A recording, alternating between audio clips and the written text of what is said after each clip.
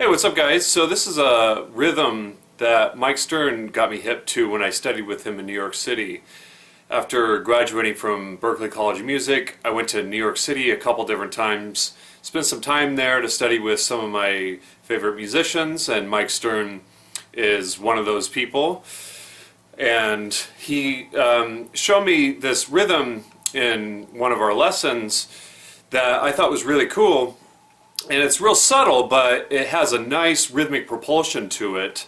And I think he got it from Red Garland, the piano player, and he recommended I check it out, or check out Red Garland on some of the Miles Davis records. And when I did, I definitely heard this rhythm happening, and it definitely helped create this really cool swinging groove with the band. So regardless if you do it in a swing context or a shuffle context, or it could probably even work in a rock context, but it just has this, like I said, rhythmic propulsion to it, and so it's cool. It's just kind of cool to incorporate in your rhythm guitar playing.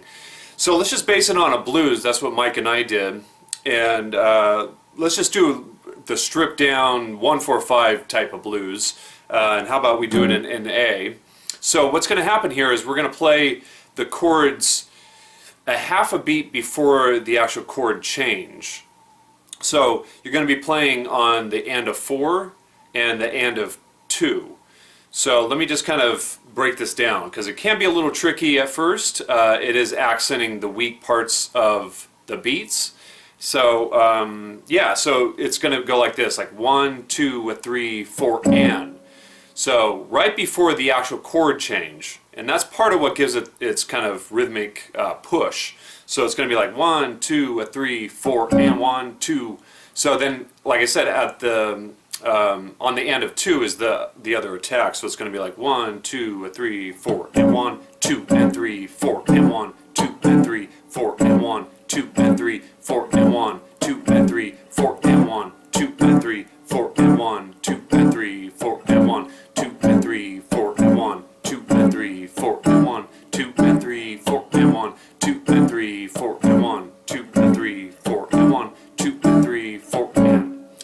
So I hope that's clear. Like I said, it can be a little tricky at first, but it really is not that complex, but it can take a little bit to get used to. So let me just maybe talk about it a little bit more. So 1, 2, 3, 4, and 1, 2, and 3, 4, and 1, 2, and 3, 4, and 1, 2, and 3, 4, and 1, 2, and 3, 4, and.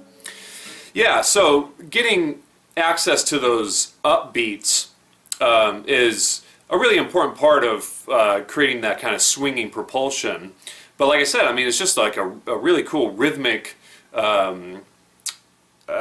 just a really cool rhythm that you can just kind of incorporate.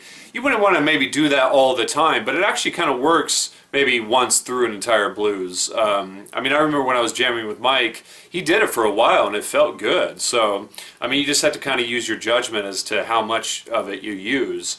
But let me play it at a little bit faster tempo and maybe without the counting, so you can just kind of hear it. So like 1, 2, 3, 4.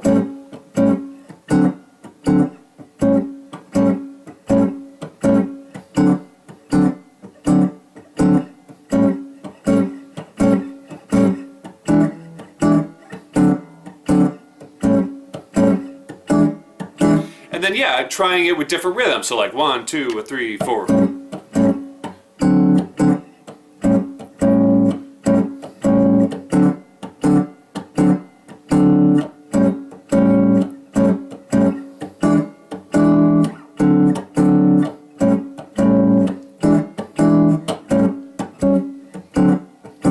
Yeah, so hope you give it a try, and you know, there's a reason Mike brought it up, because you know, as guitar players sometimes we don't focus enough on rhythm, and rhythm guitar is obviously an important part of a lot of playing situations. And so yeah, I hope you guys give it a try, and I'll talk to you in the next lesson.